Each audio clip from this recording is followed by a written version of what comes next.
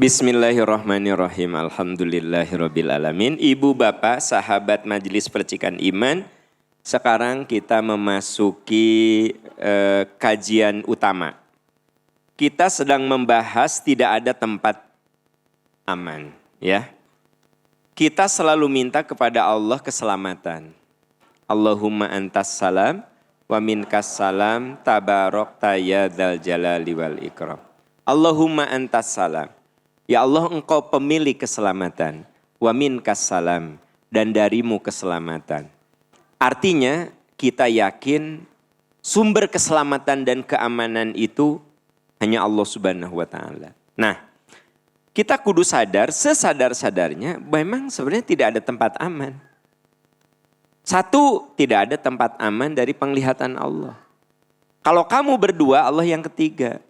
Ma yakunu min najwa thalathah, kalau kamu bertiga, maka Allah yang keempat. Walau khamsatin illa huwa sadisuhun.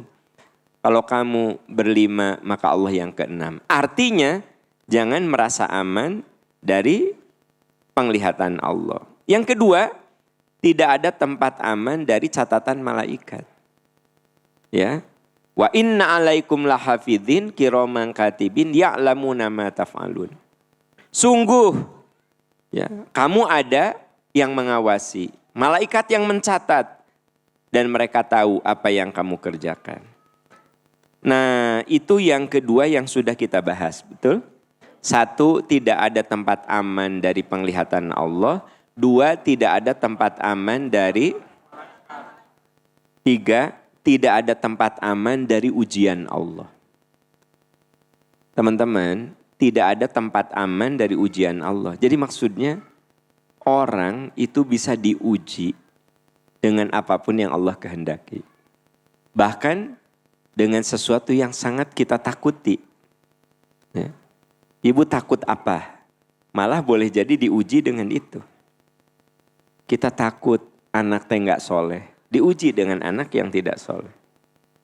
Ya. Ibu takut suami pindah ke lain hati.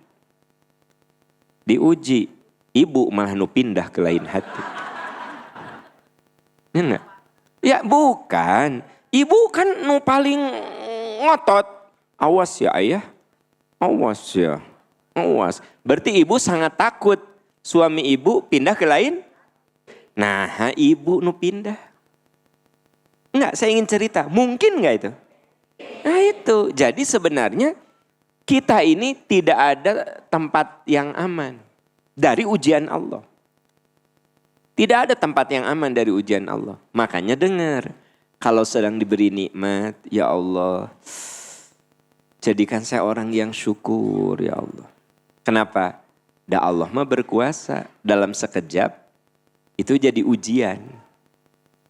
Boleh jadi ku Allah tadi ambil. Ini kejadian Bu, 25 tahun lalu itu. Ada teman saya. Beliau ini nikah udah 12 tahun belum dikaruniai anak. Ya waktu itu kami masih muda, Bu. Ya. Belum dikaruniai anak. Berjuang. Dulu mah Pak namanya bayi tabung susah dan mahal. Susah dan mahal. Nah, akhirnya proses bayi tabung berhasil.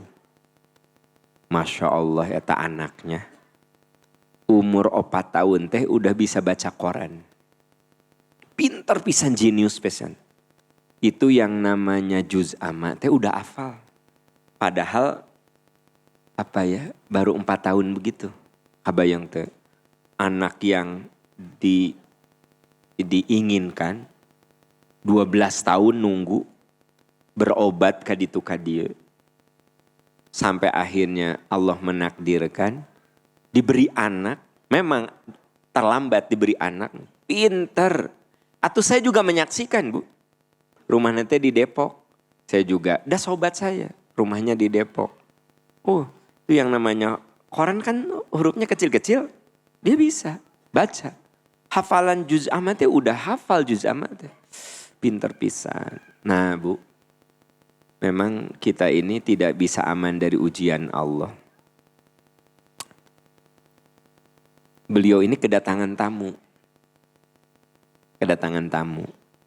Kan orang Indonesia mah kalau tamu teh sok dianterkeun etika nate. Kalau dia bawa mobil sampai pagar, kan geningan gesina mobil teh sok ngobrol deui. Bener enggak? Ya kan biasanya diantarkan tah, saya teh nganterkan Ustadz Asep nya. Tah, kudu nama kan naik mobil. Assalamualaikum. Iya geus nyalakeun mobil teh. Iya Ustadz. Oh gitu. Gitu kan budaya kita kan? Kabayang teh. Nah. Tah, Bu. Nganterkeun teman saya teh sobatnya ya, saudaranya atau apalah. Ngobrol. Begitu masuk ke dalam, anaknya udah ngegantung. Meninggal. Kenapa coba? Dari situ saya mah jangan aja kalau punya anak kecil punya kursi yang bisa digorolong-gorolong. Tahu nggak? Kan pernah suka ada geningan di ruang tamu yang kursinya digorolongin, yang ada rodanya. Tah, kan untuk apa namanya? Hordeng. Tali. Entah gimana atuh Bu, eta budak bisa kakieu. Terus kelihatannya saya nggak tahu itu teh anak teh naik karena kursi itu ngegorolong. Kok. Sok bayangkeun. Ari indung bapana mah da teh apa ngobrol we geningan. Ya atuh Bu kecekek gitu mah 5 menit ge udah-udahan. Kumaha sih? Coba bayangkan. Itu tidak ada yang aman dari ujian Allah. Dia tuh diuji yang wah luar biasa. Nah makanya kudu pakai agama. Dia bilang, Kang kalau saya nggak pakai agama, saya dan istri teh udah gila. Saya dan istri saya teh udah gila kalau nggak pakai agama mah. Nah dengan agama itulah sadar tidak ada yang aman dari ujian Allah. Ya kabayang atuh Bu, anak ditunggu 12 tahun. Dengan segala perjuangan, pas lahir teh budak teh pinter atuh Bu. Sampai saya kagum, ya budak pinter. Ya atuh 4 tahun bisa maca Quran, 4 tahun sudah hafal juz amma. Ibu man pikaina juz amma. 5 surat yang ujung, walak binas kulhu ina atoena. Ya. Pernah al-qari'ah, mal-qari'ah, al-qari'ah, mal-qari'ah. Mal-qari'ah, mentok. Ini anak umur 4 tahun, juz amma udah apal. Ya. Laki-laki Bu, sampai beliau bilang, saya mah biar anak saya cita-citakan, saya proyeksikan jadi ulama besar. Kenapa? Karena kelihatan kecerdasannya. Ya. Kan ari bodoh mah meureunana cukup soleh kan gitu. Nah, sing soleh budak teh. Tapi iya mah pinter, soleh jadi ulama besar. Mata digeder tah baca Quran udah bisa hafalan Quran, udah 1 juz, udah juz amma, udah bisa baca. Ya 4 tahun mau ke 5 tahun. Sampai teman saya nanya, iya saya teh bingung asup TK-na kumaha. Kenapa? Karena ya kelewat semuanya. Ya sok TK. Kan anak teh bisa bosan atuh. Ayo anak-anak kul huwallah. Bener gak sih? Ya kalau punya anak pinter-pinter ting teh bingung sekolahnya juga. Dia bisa bosan loh. Ya sempatlah ngobrol gitu. Kang cenah alhamdulillah anak saya teh pinter Kang. Tapi malah saya bingung ya sekolahnya kudu kumaha. Tapi memang Bu, saya ingin cerita sama Anda. Dengar ya. Tidak ada yang aman dari ujian Allah. Nggak ada. Tidak ada. Itulah kenapa kita kudu banyak ngadoa.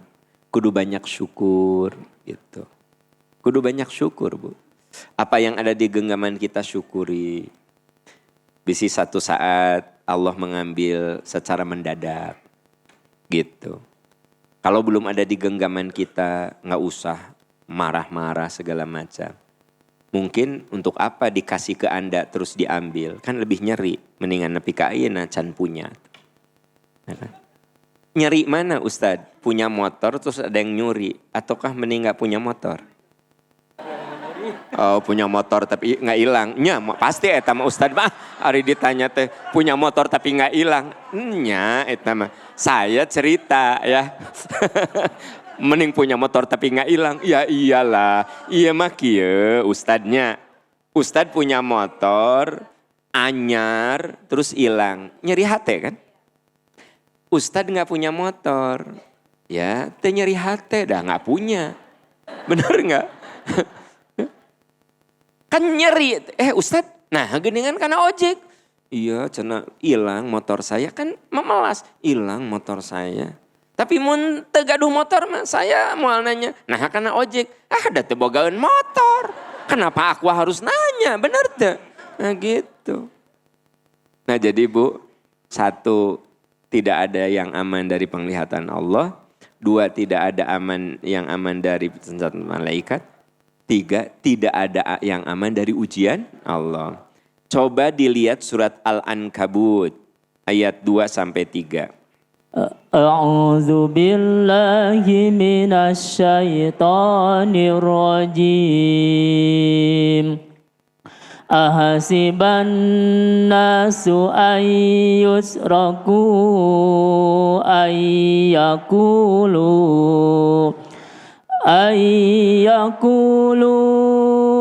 amanna wa hum la yuftanun.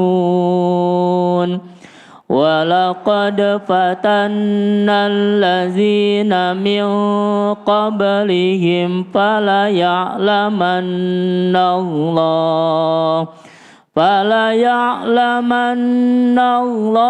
alladzina sadaqu wa la ya'lamannal kadzibin. Ya, kita lihat di sini. Ahasiban nas, apakah manusia mengira ayyutraku ayyaqulu amanna, mereka akan dibiarkan hanya mengatakan kami beriman. Wahum la yuftanun, padahal mereka tidak diuji. Apakah manusia mengira, apakah manusia itu mengira cukup mengatakan kami beriman padahal belum diuji? Sungguh kami telah menguji orang-orang sebelum mereka. Sungguh Allah mengetahui orang yang benar imannya dan orang-orang yang dusta imannya. Jadi gini Pak Bu, selama kita hidup mah pasti akan diuji. Terus kan Anda perlu tahu ya, sekolah ada ujian. Untuk apa? Untuk naik kelas. Hidup juga ada ujian untuk naik level. Nah, hanya ada perbedaan antara ujian sekolah dan ujian kehidupan. Kalau ujian sekolah mah kita belajar dulu. Bab 1 pelajaran tentang ini. Bab 2 pelajaran tentang ini. Maka guru akan memberikan soal seputar yang jadi bahan pelajaran. Bahkan mun aya dosen nu soalna di luar buku bini, bapak soalnya nggak ada di buku gitu. Jadi intinya adalah kalau sekolah mah ujian setelah kita belajar. Makanya kalau ujian sekolah bisa diperkirakan, bisa diprediksi. Kayaknya ini bakal keluar soal tentang ini. Bakal keluar soal tentang itu. Jigana karena pelajaran sejarah, ya bakal keluar tentang Pangeran Diponegoro. Ya, kayaknya ini bakal keluar tentang Cut Nyadin. Karena si bapak eta mun ngajelaskeun dikit-dikit Cut Nyadin, dikit-dikit Pangeran Diponegoro. Iya jigana ya bakal keluar soal itu. Itu namanya bisa diprediksi, kisi-kisi ya. Sehingga mahasiswa nu telaten dan tekun mah bisa tahu mun dosen ngulang-ngulang tak eta kemungkinan keluar. Berarti oleh beliau dianggap penting dan diminta mahasiswa paham. Jadi bisa diprediksi, bisa diperkirakan. Ujian apa? Ujian sekolah. Problemnya ujian hidup mah nggak ada kisi-kisinya. Ujian hidup mah tidak ada tanda-tandanya. Unpredictable. Tidak ada tanda-tandanya. Begitu. Ada orang yang suami nate kasep bisa. Pasti yuk perempuan yang cantik-cantik mendekatinya. Jadi si istrinya itu mun aya perempuan cantik langsung reaksi sama suaminya teh. Tong ningali ka ditu, ka dieu. Jangan lihat sana, sini, lihat mama. Jadi si istrinya teh sangat protek karena suaminya teh kasep, beunghar, pinter. Mun aya perempuan nu ngelirik aja langsung dicubit suaminya. Jangan lirik lagi. Ya. Jangan ramah. Ya gitu. Ternyata dia tergoda bukan oleh wanita, tapi oleh laki-laki lagi. Ya. Bukan oleh wanita yang cantik, tapi dia tergoda oleh laki-laki yang tampan. Di luar dugaan enggak? Dan ini diceritakan oleh seorang artis. Nggak akan saya ceritakan. Mbak, masa mbak secantik itu diselingkuhi? Iya, aku kan, aku dulu merasa takut diselingkuhi. Memang suami mbak tuh cakep luar biasa loh. Saya aja cowok mengagumi suami mbak. Ya saya dulu takut suami saya jatuh cinta ke perempuan lain. Jadi saya jaga badan bu. Memang si artis itu badannya bagus. Kulitnya bagus. Namanya teh Ustadz glowing, glowing. Ibu. Terus ya tapi akhirnya suamiku tergoda juga. Kata si host, ya suami kamu tergoda padahal kamu cantik banget. Ya aku gak bisa bersaing, masalahnya dia cowok yang gagah. Paham maksudnya? Masalahnya saingan aku cowok yang gagah. Ternyata suami nate kagodana bukan sama perempuan. Sama laki-laki. Alias dia sesuka sesama jenis. Dan dia juga bisa dengan perempuan. Berarti itu teh Ustadz ACDC. Bisa dengan laki, bisa dengan perempuan. Dengar sayang, aku cerita. Itulah ujian hidup mah tidak terprediksi. Yang ditakuti direbut oleh wanita cantik, lalaki kasep nu ngarebut teh. Benar nggak? Itu yang saya bilang, hidup itu ujiannya tidak terprediksi. Nggak terprediksi bu. Gitu. Ya. Maaf ya kalau saya cerita gini teh supaya doa kita ke Allah teh kuat. Saya ceramah di Masjid Agung Trans Ustadz. Biasalah kayak hari Jumat kemarin ya. Tapi ini udah lama sebelum Covid. Ayah ibu-ibu masuk ke ruang DKM. Nangis. Ustadz saya harus gimana Ustadz? Saya harus gimana? Akhirnya kan saya mendengar dulu kasusnya. Jadi dia punya 3 anak. Anak pertama biasa-biasa aja.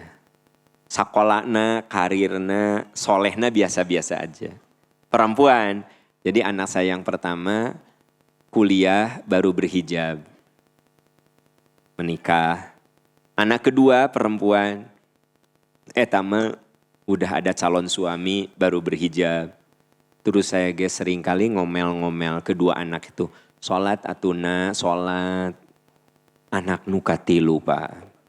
Begitu dia balik, dia mah bilang, Bunda aku mau pakai kerudung. Aku terharu Pak Aam. Karena anak saya yang pertama dan kedua tuh mereka udah pada gede berhijabnya. Pak Aam, anak saya yang bungsu ini gak ada cacat. Maksudnya di rumah sok beberes, nurut ka indung bapak, prestasinya luar biasa. Jadi begitu lulus dari UI, dapat sekolah di Inggris. Ya. Sok bayangkan heulanya, budak perempuan, SMP udah mau berhijab, sekolah di UI 3,5 tahun udah lulus, sekolah S2 di Inggris. Kerjalah, pulang. Anak saya biasa pulang kadang seminggu sekali, 2 minggu sekali. Kalau lagi riuh kadang sebulan sekali, biasalah gitu ya. Nah terus wajar dong, anak saya udah 25 teh, Neng kamu udah ada calon belum? Belum mah. Belum mah gitu kan. Ya. Satu saat dia datang sama laki-laki. Saya seneng dong Pak Am. Dan bilang, ini mudah-mudahan dia serius sama aku. Ya tuh alhamdulillah Neng. Tapi mah, tapi apa? Dia non-muslim. Non-muslim. Pak Am, saya tuh gimana ya anak saya tuh dari SMP ke soleha. Dekat dengan teman kerjanya yang non-muslim. Ya saya apa adanya bilang, Neng, Mamah mah gak akan ngizinin kalau kamu udah non-muslim. Kan kamu tahu dina agama, hari perempuan muslimah gak boleh nikah dengan laki-laki muslim atuh. Jadi diskusi sama. Tah Pak Am, 3 bulan eta budak terbalik. Setelah mengenalkan calon suaminya dan non-muslim. Saya kan harus menunjukkan sikap Pak. Gak bisa misalnya istilahnya ya si ibuna benar gitu maksudnya. Dari awal sudah bilang Mamah gak mau. Nah, dari awal juga sebenarnya saya mah udah bilang sama anak-anak. Karena saya anak perempuan 3-3-nya. Neng nomor 1 kudu imannya. Nomor 1 udah 1 iman. Nah anak saya teh malah merenan tahu ibunya prinsipnya gitu, langsung cerita, langsung ibunya bilang, Mamah mah sampai Mamah mati sampai kiamat moal ngijinan. Tah budak teh 3 bulan terbalik. Balik Bu, tos teh dihijab. Terus dia bilang, Mah, aku mah udah pindah keyakinan. Matak si ibu eta teh nangis sampai dia bilang, Pak Am, kalau Pak Am tahu saya, ini berat badan saya tuh udah turun 7 kilo. Saya gak bisa tidur Pak Am. Tuh Bu, berarti sampai saya merinding na'udzubillah. Ibu, kenapa? Gak kebayang beratnya ujian si ibu itu. Kebayang tuh Bu? Itu kira-kira terprediksi gak sih? Enggak. Karena eta anak teh dari SMP udah berhijab. Jadi kebanggaan keluarga. Cek istilah dia mah, Pak Aam, eta teh budak teh aya careken. Kan ibu mah dicarekan wae. Kan aya budak teh nu dicarekan wae, nu dimarahin terus, ieu mah teu aya careken. Bu, sakola di UI cepet. Terus di Inggrisnya ngan 1,5 tahun juga enggak. Jadi dia teh umur 23 itu sudah master. Oh pinter pisan atuh Bu. Tapi cus diuji di luar dugaan teh. Nah makanya apakah kamu mengira kamu mengatakan beriman padahal kamu belum diuji. Jadi ada gak tempat aman dari ujian? Karena gak ada tempat aman maka biasakan kita mohon ya Allah. Wala tuhammilna ma la taqata lana. Ya Allah jangan engkau berikan ujian di luar kemampuan. Jadi gini, ya Allah jangan aku diuji. Dah pasti diuji. Tapi beri hamba kekuatan untuk menyelesaikan setiap ujian. Jadi ibu, yang namanya manusia mah tidak ada tempat yang aman dari ujian Allah. Makanya kalau nikmat, sok syukur. Kalau dirasa belum nikmat, sok sing sabar. Ya, terus selalu melihat orang yang lebih sulit dari kita. Supaya kita punya rasa syukur yang luar biasa gitu. Ya. Nah ini poin keberapa Bu? Ketiga, tidak ada yang aman dari ujian. Yang keempat, tidak ada tempat aman dari azab Allah. Tidak ada tempat aman dari azab Allah. Ya.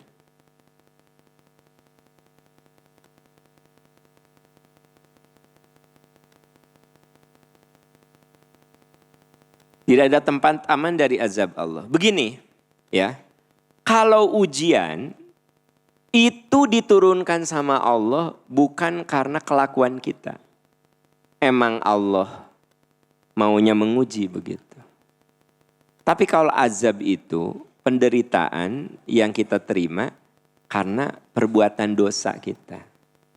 Itu azab. Jadi apa bedanya azab dan ujian? Kalau ujian mah karena kehendak Allah saja. Jadi orang diuji dengan anak. Allah berkehendak begitu. Orang diuji dengan pasangan hidup. Karena Allah berkehendak begitu.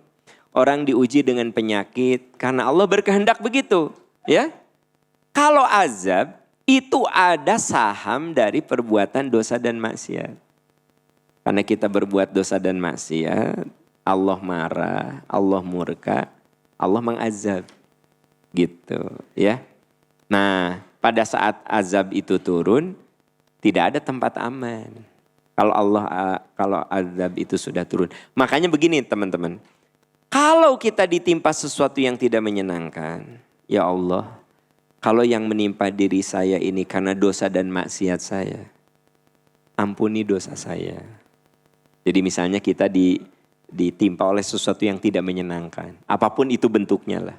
Ya Allah, bila yang menimpa diri saya ini adalah karena kelakuan saya, karena dosa saya, karena kemaksiatan saya, ampuni dosa saya, ampuni dosa saya.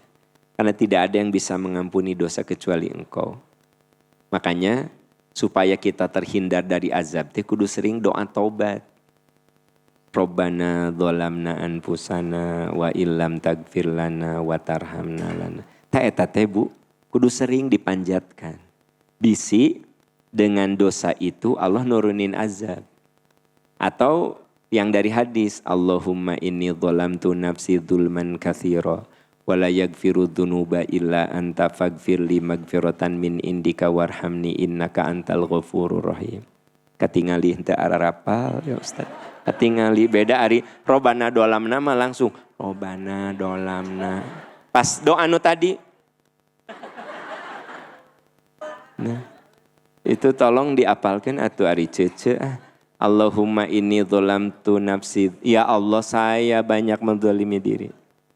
Allahumma inni dzolamtu nafsi dzulman katsira. Ya, terus la yaghfiru. Ya Allah, tidak ada yang bisa mengampuni dosa saya kecuali Engkau. Enggak ada yang bisa mengampuni dosa kecuali Engkau. Faghfirli maghfiratan min indik. Beri saya ampunan dari sisimu. Sesungguhnya Engkau Maha Pengampun. Nah Bu, kenapa kudu sering ngadoa gitu? Bisi berjaga-jaga jangan sampai penderitaan yang menimpa kita ini karena dosa dan maksiat. Jadi kita diuji dengan apapun, kudu bilang, ya Allah, kalau yang menimpa diri saya itu karena dosa saya, karena kemaksiatan saya, karena kedurhakaan saya, ampuni ya Allah, ampuni. Tidak ada yang bisa mengampuni kecuali Engkau.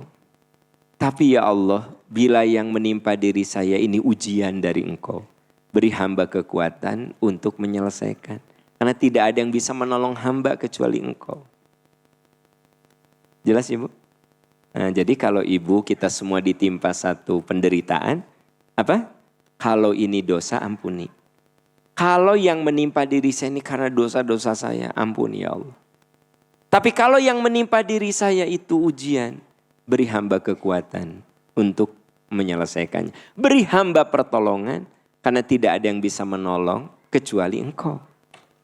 Nah gitu. Jadi kita tidak aman dari azab Allah. Ya. Surat Al-An'am ayat 6. A'udzu billahi minasy syaithanir rajim. Alam yarau kam ahlakna min qablihim min qarnim makkannahum min qarnim makkannahum fil ardi ma lam numakkil lakum wa arsalna as-samaa'a 'alaihim midrara وجعلنا الأنهار تجري من تحتهم فأهلكناهم بذنوبهم وأنشأنا من بعدهم قرنا آخرين. Coba perhatikan, kita lagi cerita apa? Tidak ada tempat yang aman dari.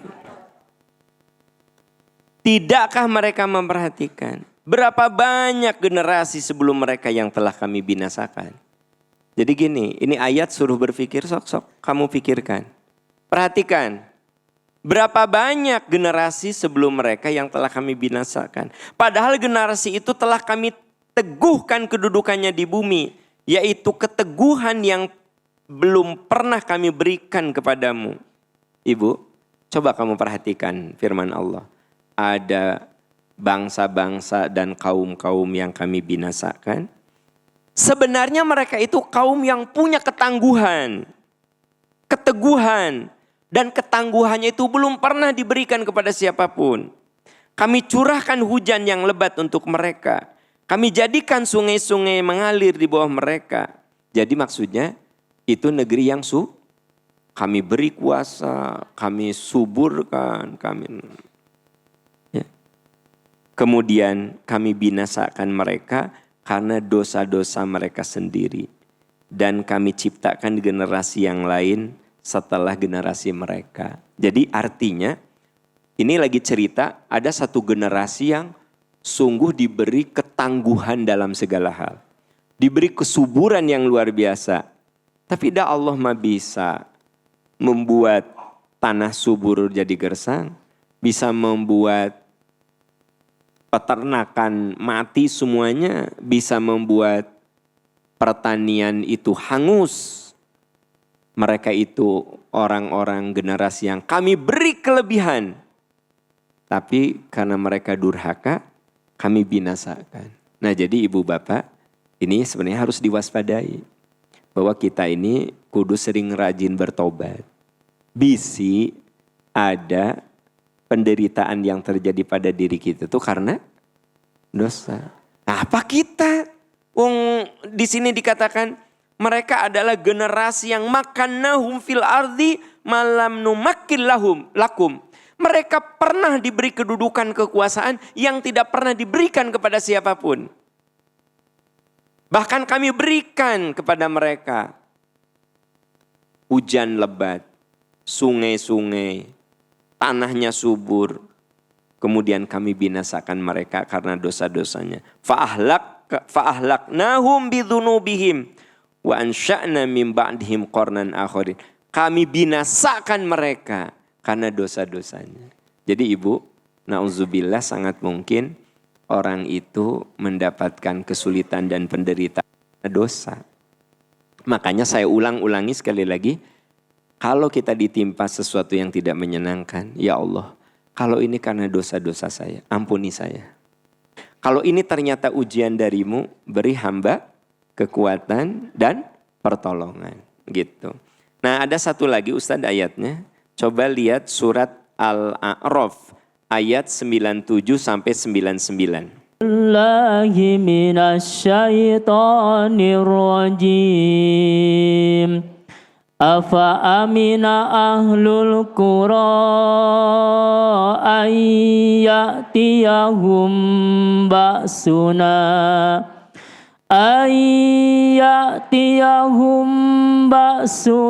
bayatan wa hum naimun. Awa amina ahlul qura ayyatiyahum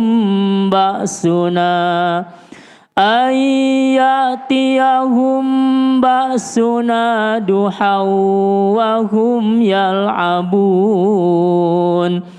Afa aminu makrallah fala ya'manu makrallahi illal qaumul khasirun. Ibu bapak, coba ini ayat renungkan karena menggunakan kalimat tanya. Apakah penduduk negeri itu merasa aman dari siksa kami yang datang malam hari ketika mereka sedang tidur? Jadi maksudnya gini, azab kami itu bisa datang bahkan ketika mereka sedang tidur lelap. Apakah mereka merasa aman? Apakah penduduk negeri itu merasa aman dari siksa kami yang datang pada pagi hari ketika mereka sedang bermain? Biasanya pagi hari itu waktu di mana orang sedang memulai aktivitas. Ya. Apakah mereka merasa aman dari siksa Allah yang tidak terduga-duga? Yang tidak terduga-duga. Tidak ada yang merasa aman dari siksa Allah selain orang-orang yang rugi. Jadi kita kudu merasa beda jam sakia. Kudu merasa tidak aman. Kan kalimatnya gini, apakah kamu merasa aman dari siksa Allah yang datang ketika kamu tidur? Apakah kamu merasa aman dari siksa Allah yang datang di pagi hari saat kamu bermain? Apakah kamu merasa aman dari siksa Allah yang tidak terduga-duga? Berarti kita teh kudu merasa tidak aman. Maksud merasa tidak aman teh gini, tiap tahajud, tiap ba'da subuh, ya Allah ampuni dosa-dosa hamba. Jangan sampai dosa-dosa hamba ini menyebabkan turunnya azab Engkau ya Allah. Jadi kudu sering minta ampun sama Allah teh. Ya. Makanya doa yang paling sering dibaca teh, ya Allah ampuni Rabbana dzalamna anfusana. Bukan apa-apa karena kita tidak merasa aman dari azab Allah. Apakah kamu merasa aman dari azab Allah padahal boleh jadi azab Allah itu turun ketika kamu sedang tidur? Apakah kamu merasa aman dari azab Allah padahal boleh jadi azab Allah itu turun ketika kamu sedang bermain-main? Apakah kamu merasa aman dari azab Allah yang datang tidak terduga-duga? Nah gitu berarti kita kudu yakin tidak ada tempat aman dari azab Allah. Kalau tidak ada tempat aman dari azab Allah, jadi kita kudu gimana? Sering bertobat, berusaha menjauhi dosa sebisa mungkin. Sekalinya kita terjerumus, bertobat gitu. Jelas Bu? Dan yang kelima, tidak ada tempat aman dari kematian. Nah ini. Tidak ada tempat aman dari kematian. Jadi tidak ada tempat aman dari pandangan Allah, tidak ada tempat aman dari catatan malaikat, tidak ada tempat aman dari ujian, tidak ada tempat aman dari dan yang kelima, tidak ada tempat aman dari kematian. Ibu bapak, walaupun kita ini ada di tengah daratan yang luas, tapi kalau kematian itu harus menimpa kita, sebenarnya kita jauh dari timbunan batu. Tapi boleh jadi kalau itu sudah waktunya mati, kita akan kena bukan dengan batu yang besar. Boleh jadi dengan batu yang kecil, tapi bisa menyebabkan kematian. Gitu. Jadi penyebab kematian itu tak terduga. Tak terduga Ibu Bapak. Ya. Coba lihat surat Al-Ankabut ayat 56-57. A'udzu billahi minasyaitonir rajim. Ya ibadiyallazina amanu inna ardi wasi'ah. Inna ardi wasi'atun fa iyaya fa'budun. Kullu nafsin dha'iqatul maut. Summa ilayna turja'un. Al-Ankabut ayat 56-57. Hai hamba-hambaku yang beriman, sungguh bumiku luas, sembahlah aku. Sok, bumi Allah teh luas, sembahlah aku. Kenapa menggunakan kata-kata bumi aku itu luas? Karena kadang manusia ada yang durhaka padahal kalau dibanding dengan luasnya bumi, kita ini segede apa? Sok, di antara ibu suaminya tara sholat, emang ayah teh segede naon? Ibu, misalnya suami ibu tara sholat, ayah, cik ayah berpikir coba, emang ayah dibanding dengan luasna bumi, ayah teh segede naon? Teu sagajah-gajah acan, gedean mama. Bukan, maksudnya ayah dengan mama, teh gedean mama. Jadi maksudnya kan ada orang bu, tak dasok suudon Anda mah. Kirain teh mama segede gajah, lain gitu. Iya coba kalau ngaji teh bersih hati. Artinya gini, kenapa Allah berfirman, hai hamba-hambaku yang beriman, bumiku itu luas, beribadahlah kepadaku. Maksudnya gini, sok kamu teh tahu diri atuh. Emang kamu segede apa? Sok beribadah kepadaku. Bumi aku itu luas. Jadi kalau suami ibu atau istri bapak diajak ibadah teh susah. Sok mama, hari mama teh segede naon. Meni sholat wae gak mau atuh. Da mama teh segede dayeuh kolot atuh. Mun mama leungit di dayeuh kolot ge moal katingali atuh ku satelit oge. Cik atuh sholat naon atuh. Jadi kadang-kadang ini kalimat yang menukik gitu. Seolah gini, wahai manusia beribadah, emang kamu teh segede apa sih gitu. Ya. Wahai orang beriman, bumi aku tuh luas. Sok beribadah kepadaku. Artinya apa?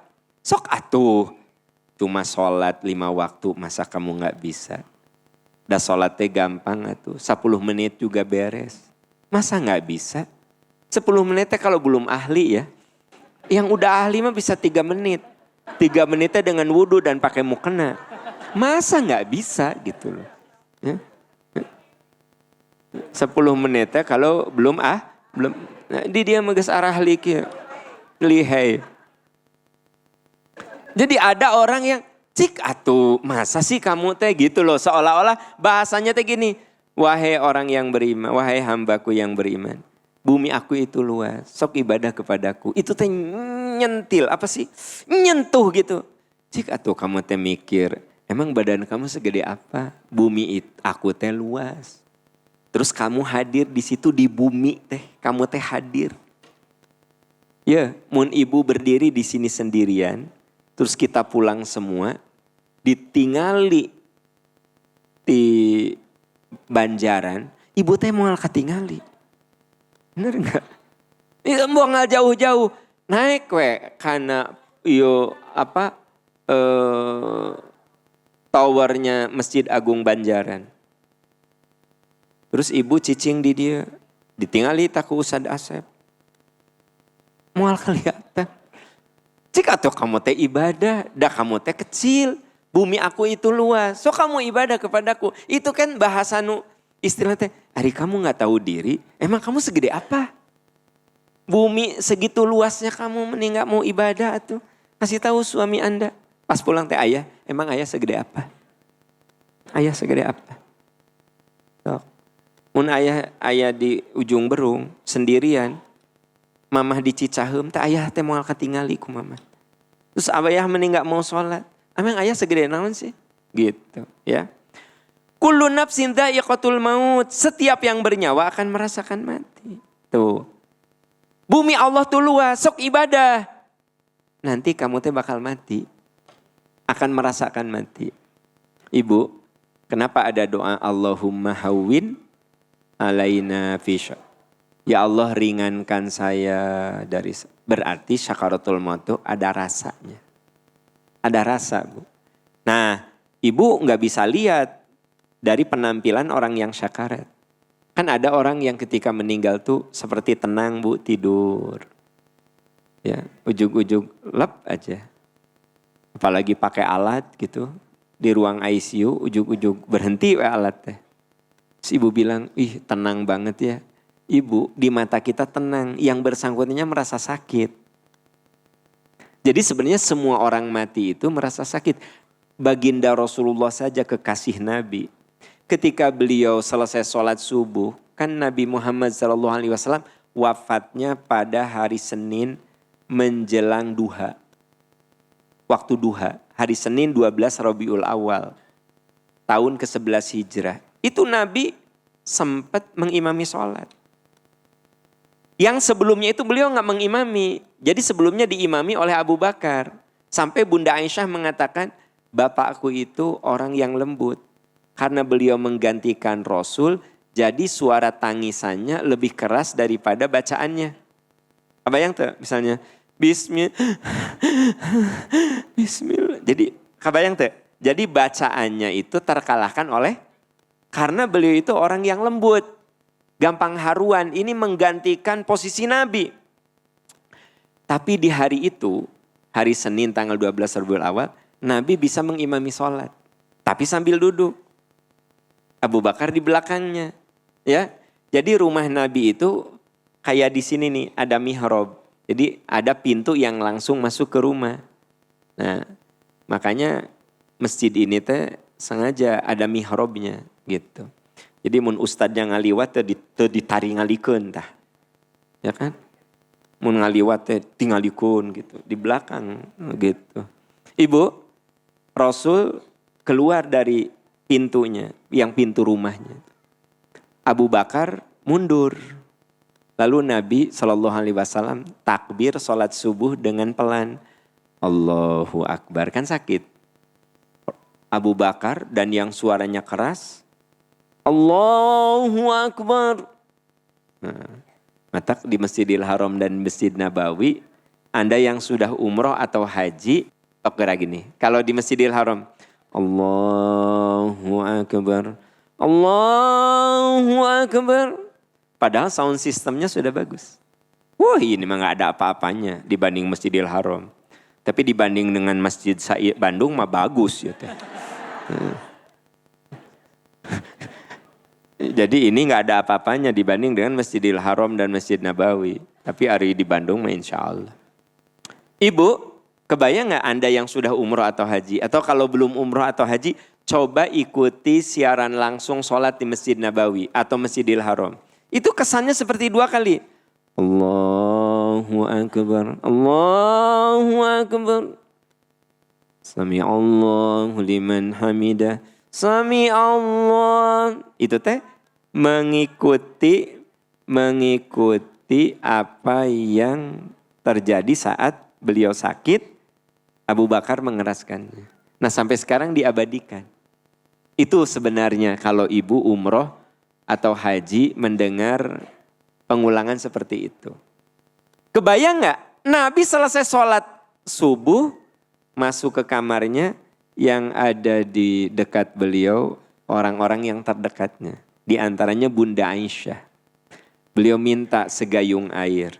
Lalu dengan tangannya yang kering beliau masukkan ke bejana. Jadi beliau minta bejana. Kayak baskom. Sapu wajahnya. Allahumma hawwin alayya fi syakaratil maut. Allahumma hawwin alayya fi syakaratil maut. 3 kali. Terus beliau katakan as-salata as-salata as-salata wa ma malakat aimanukum. Jaga oleh kalian salat, jaga oleh kalian salat, jaga oleh kalian salat, dan jaga amanah yang ada di pundak kalian. Meninggal Rasulullah. Berarti Nabi saja mengatakan, ya Allah ringankan saya dari syakaratul. Berarti yang di sini dikatakan setiap yang bernyawa akan merasakan mati, berarti mati itu ada rasanya. Makanya dari sekarang kita berdoa, ya Allah ringankan saya. Ya Allah wafatkan saya dalam keadaan husnul khotimah. Itu doa nu kudu sering diminta.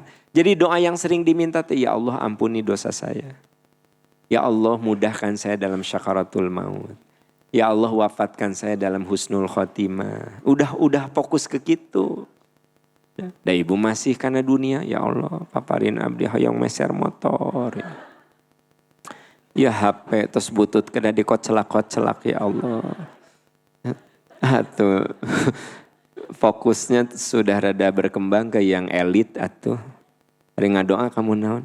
Motor mogok wae jadi ngadoa ke Allah. Boleh? Boleh. Tapi saya mah nu penting-penting we da motor mah ya tukang bengkel ya Allah. Wafatkan saya husnul khotimah. Ya Allah mudahkan saya dalam syakaratul maut. Ya Allah ampuni dosa-dosa saya. Sebenarnya mah nu kudu berulang-ulang mah itu dah. Bu, dunia mah kecil. Dunia mah kecil. Nu berat mah gimana kita syakarat, gimana kita husnul khotimah, gimana dosa kita diampuni. Da dunia mah semua udah ada bagian-bagiannya. Ya. Innallaha yabsutu rizqa may yasha. Allah buka pintu rezeki kepada yang Allah kehendaki. Wa yakbid, dan Allah tahan. Rezeki saya, rezeki Ustadz Asep, rezeki Pak Engkon, rezeki Pak Ilham, rezeki ketua kelas. Nah, rezeki Ibu. Ya sayang, udah ada takaran. Hanya masalahnya kita tidak tahu takarannya. Maka kita kudu cari. Jadi kenapa kita kudu ikhtiar cari rezeki? Saya teh nggak tahu. Saya teh takaran rezeki saya teh segimana. Ya udah saya cari. Mirip seperti burung pagi-pagi. Dia nggak tahu rezekinya segimana. Yang penting dia terbang. Dia cari sana sini. Ayanu kenyang. Ayanu setengah kenyang. Eta burung yang berterbangan teh. Gitu. Jadi artinya yang harus kita mintakan itu merasa mudah, ringan saat syakaratul maut. Karena menurut ayat ini, kullu nafsin dha'iqatul maut. Setiap makhluk yang bernyawa akan merasakan. Nah terus Bu, orang cenderung takut mati. Wajar, di Quran juga dikatakan. Kematian itu seringkali kamu takuti.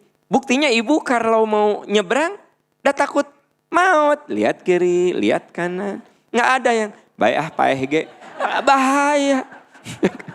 Gitu ya. Ibu-ibu dan baik Pak mual mungkin tahan. Kalau itu aja mobil, kan gitu. Berarti takut mati. Gitu. Jadi artinya sunnatullahnya manusia mah takut mati. Tapi walaupun mati itu ditakuti, dia akan mendatangimu. Baca Ustadz Al-Jumu'ah ayat 8. A'udzu billahi minasyaitonir rajim. Qul innal mautal ladzi tafirruna minhu fa innahu mulaqikum. فَإِنَّهُ مُلَاقِيكُمْ ثُمَّ تُرَدُّونَ إِلَى عَالِمِ الْغَيْبِ وَالشَّهَادَةِ فَيُنَبِّئُكُم بِمَا كُنتُمْ تَعْمَلُونَ. Qul innal mautal ladzi tafirruna minhu fa innahu mulaqikum. Katakan, sesungguhnya kematian yang kamu hindari pasti menemuimu. Nah jadi gini Bu, manusia itu cenderung menghindari kematian. Tapi walaupun kamu hindari, dia akan menemuimu. Kemudian kamu akan dikembalikan kepada Allah yang maha tahu hal yang gaib dan nyata. Lalu Allah beritahukan kepadamu apa yang telah kamu kerjakan. Nah jadi Allah berfirman, ingat loh wahai manusia. Qul innal mautal ladzi tafirruna minhu fa innahu mulaqikum. Mati yang sering kamu hindari itu ujung-ujungnya akan menemui kamu. Dan pada akhirnya kamu akan kembali kepada Allah yang maha tahu masalah gaib yang nyata. Dan Allah akan tunjukkan apa saja yang sudah kamu lakukan. Jadi Ibu, kita semua itu tidak ada tempat aman dari kematian. Itu ayat yang paling aman dari kematian. Udah pasti kalau sudah datang waktunya mah. Walaupun kita ada di tempat yang sangat gawat dan dipastikan seolah ilmu manusia mah nggak akan selamat, hari belum waktunya mati, enggak mati. Ingat kecelakaan pesawat India kemarin. Ada pesawat India take off, gagal, jatuh. Itu berarti bahan bakarnya benar-benar masih penuh. Meledaknya itu dahsyat sekali. Belum apa-apa dikatakan dipastikan mati semua. Udah di pemadam kebakaran, udah apa namanya? Udah mematikan api semuanya. Ketika dibongkahan itu teh, aya nu goyang-goyang. Ternyata ada yang hidup. Asa teu asup akal bagaimana dia masih hidup di tengah reruntuhan pesawat yang hancur lebur, udah gitu diliputi dengan api. Dan ternyata dia ada luka-luka, tapi tidak sampai hilang ingatan, dia sadar. Sampai didatangi oleh Perdana Menteri dan ditanya ngobrol lagi, ya barangep mah aya tuh. Maksud saya apa? Kenapa coba? Belum waktunya. Katakan kematian yang kamu hindari kalau sudah datang tidak bisa ditolak. Tapi kalau belum waktunya, situasi kematian begitu dahsyat, kamu bisa selamat gitu. Jadi sebenarnya kita ini tidak ada tempat yang aman dari kematian. Ibu bapak, nah ini yang harus kita selalu waspadai sebenarnya. Kita tuh nggak aman dari kematian.